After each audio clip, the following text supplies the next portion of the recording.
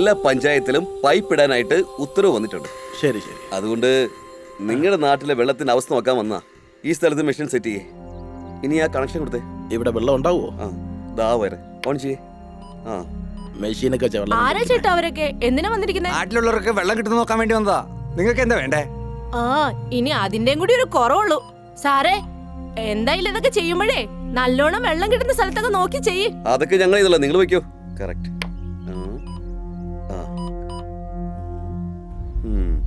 അതെ, ആ ലേഡി പറഞ്ഞതുപോലെ ഇവിടെ ഉള്ളത് ഉപ്പുവെള്ളം അല്ല, നല്ല വെള്ളം തന്നെ കിട്ടും. സന്തോഷമായോ സാർ? ഇമ്മീഡിയറ്റ് ആയിട്ട് ഇവിടെ തന്നെ പൈപ്പ് ഇടുന്ന ജോലി നിങ്ങൾ തന്നെ ഏറ്റെടുക്കണം. നിങ്ങൾ ആ പ്രസിഡന്റിനോടൊന്ന് പറഞ്ഞേക്കേ. Okay sir.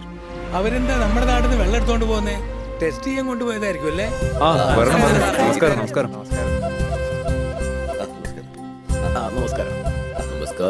നമസ്കാരം. നന്നായി സ്വാമിനെ കുമ്പിട്. ഉത്സവം നല്ല രീതിയിൽ നടത്താൻ സഹായിക്കണേ ഭഗവാനെ. എല്ലാവരും എത്തിയല്ലോ അല്ലേ?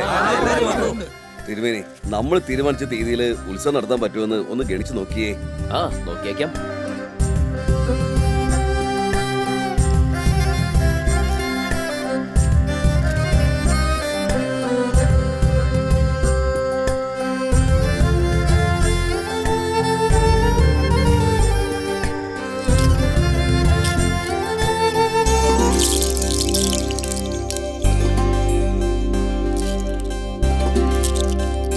നല്ലതാണ് കാണുന്നത്. ഈ ഉത്സവം നടത്തുന്നതിലേ ഭഗവതിക്ക് എല്ലാ വിധത്തിലും സമ്മതയുള്ളൂ. വളരെ സന്തോഷം.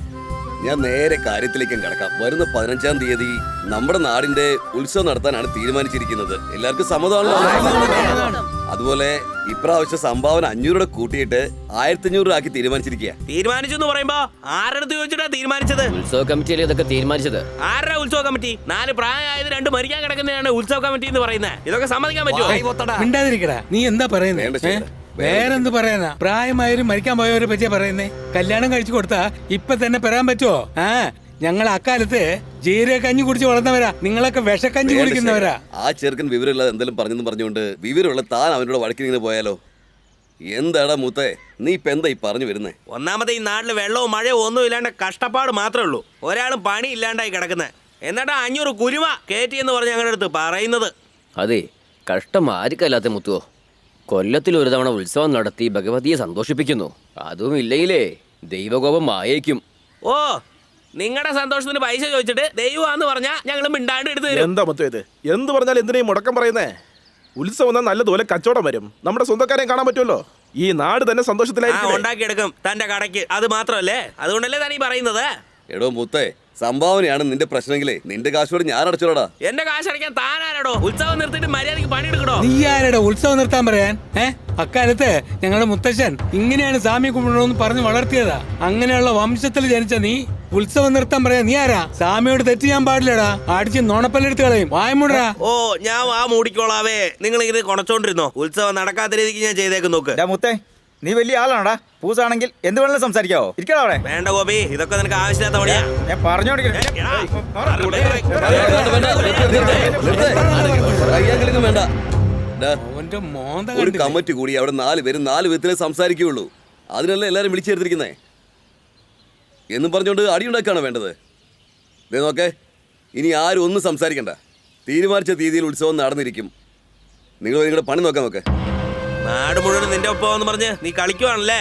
ഈ ഉത്സവത്തിനപ്പുറം നിന്റെ കഥ ഞാൻ തീർന്നു നോക്കടാ. അവൻ ഭീഷണിപ്പെടുന്നു. അവനെ ഞാൻ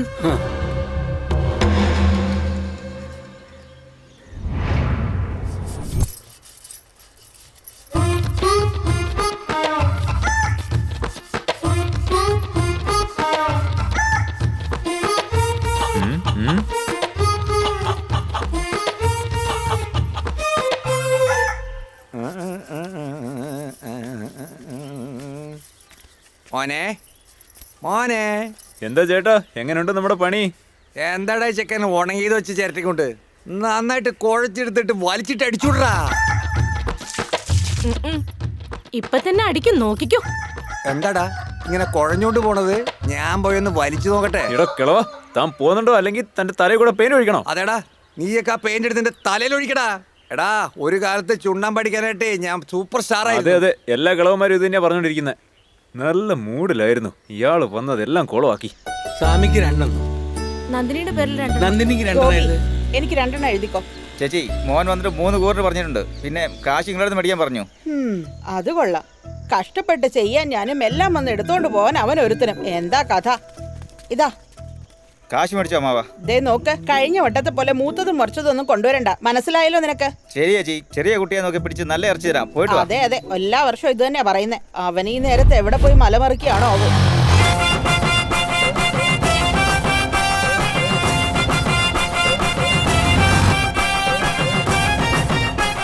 മോനെ നിക്ക് നിക്ക് നിക്ക്, ഈ വണ്ടി ഒന്ന് നിർത്തി തന്നേ.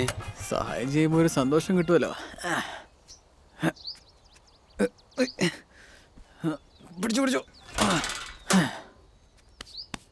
എന്താട്ടാ ഈ വയസ്സായ കാലത്ത് നിങ്ങൾ ഈ ജോലിയൊക്കെ ചെയ്യണോ? നിന്റെ പ്രായത്തിന് എനിക്കൊരു മോനുണ്ട്. അവനോട് പറഞ്ഞപ്പോ അവൻ കൂലി ചോദിക്കുക. അയ്യോ, എന്ത് ചെയ്യാനാ ചേട്ടാ? 5 പേരിലും ഒരേപോലെ ഇരിക്കുവോ? ശരിയാ മോനെ പറഞ്ഞത്. മോന്റെ പേരെന്താ? ഒരു പേരിലൊക്കെ എന്തിരിക്കുന്നേട്ടാ? നല്ല തമ്പി. പേരിനനുസരിച്ച് നന്നായിരിക്കണം മോനെ. ഞാൻ വരട്ടെ.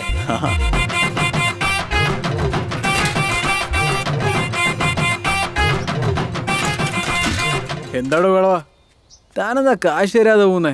എന്ത് കാശാ? ഓ എന്താടോ കത്തി കാണിച്ച് കാശ് ചോദിച്ച പോലെയാണല്ലോ പേടിക്കുന്നേ. ചാക്ക് കയറ്റി വെക്കാൻ പറഞ്ഞില്ലേ, ഇപ്പൊ കാശ് താ. ഇതൊരു സഹായല്ലേ മോനെ? നിനക്കാണത് സഹായം, പക്ഷെ എനിക്ക് അതൊരു ജോലിയാ. ചാക്ക് കയറ്റി വെക്കാൻ പറഞ്ഞില്ലേ, ഇപ്പൊ കാശ് എന്നിട്ട് പൊക്കോ. കളിക്കല്ലേ മോനെ? എന്ത് കളിക്കുവാണെന്നാ? ഡോ ഈ മുതലാളിമാര് തന്നെ ഇങ്ങനെയാണോ? എന്നാ ചെയ്ത ജോലിക്കൊക്കെ കൂലി തന്നിരിക്കുന്നത്? എന്താടോ മുതലാളി എന്നുള്ള അഹങ്കാരത്തിലാണോ സംസാരിക്കുന്നത്? തൊഴിലാളി വർഗം തല ഉയർത്താൻ ശ്രമിച്ചാലുണ്ടല്ലോ പിന്നെ ആർക്കും ഞങ്ങളെ അനക്കാൻ കഴിയില്ല. തൊഴിലാളി ഐക്യം സിന്ദാബാദ്, തൊഴിലാളി ഐക്യം സിന്ദാബാദ്, തൊഴിലാളി ഐക്യം സിന്ദാബാദ്. എടോ കൊമ്പം മീശേ സിന്ദാബാദ്, തൊഴിലാളി ഐക്യം സിന്ദാബാദ്. ഡോ മീശേ എന്താണ് നോക്കി നിൽക്കുന്നേ?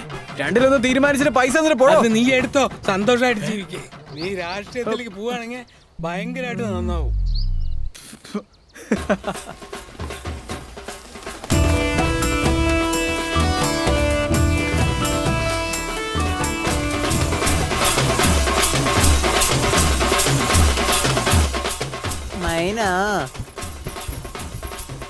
അതെ, ഒന്ന് നിന്നവിടെ.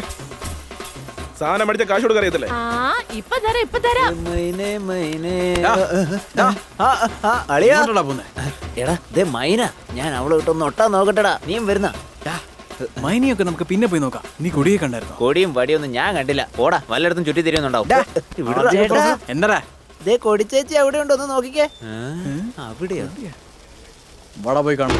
ഭക്തജനങ്ങളുടെ ശ്രദ്ധയ്ക്ക്, ഉത്സവത്തിന് വന്നിരിക്കുന്നവര് കുഞ്ഞുങ്ങളും സ്വർണ്ണാഭരണങ്ങളും ഒക്കെ സൂക്ഷിച്ചു വെക്കാനായിട്ട് ഇവിടെ ഉത്സവ കമ്മിറ്റിന്ന് പറയാൻ പറഞ്ഞിരിക്കുന്നു. മറക്കണ്ട, നിങ്ങളുടെ കുഞ്ഞുങ്ങളെ നല്ല രീതിക്ക് സൂക്ഷിച്ചു നോക്കണം. ഉത്സവ കമ്മിറ്റിന്നാണ് ഈ അറിയിപ്പ് തന്നിരിക്കുന്നത്. പിന്നെ എന്തെങ്കിലും ഉണ്ടെങ്കിൽ ഇവിടെ വന്ന് ചോദിക്കുക.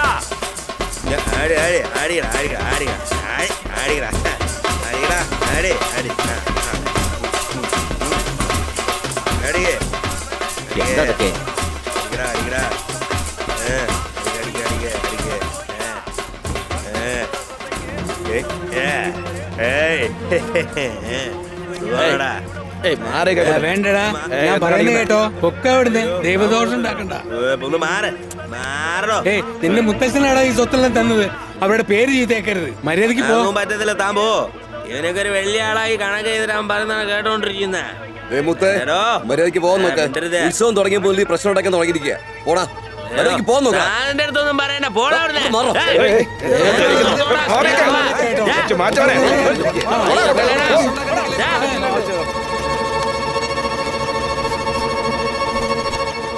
അതെ, നിങ്ങൾ വാ.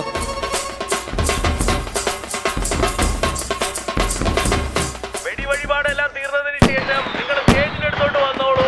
നാടകം ആരംഭിക്കാനായിട്ടുള്ള സമയമായിട്ടുണ്ട്. ആർക്കും വേണ്ടി അവരൊന്നും കാത്തിരിക്കത്തില്ല. അയ്യോ അയ്യോ അയ്യോ അയ്യോ, ഈ മഹാഭാവി ഇങ്ങനെ ചെയ്തല്ലോ.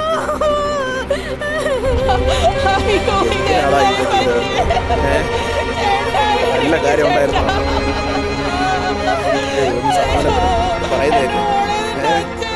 സമാധാനപ്പെട്.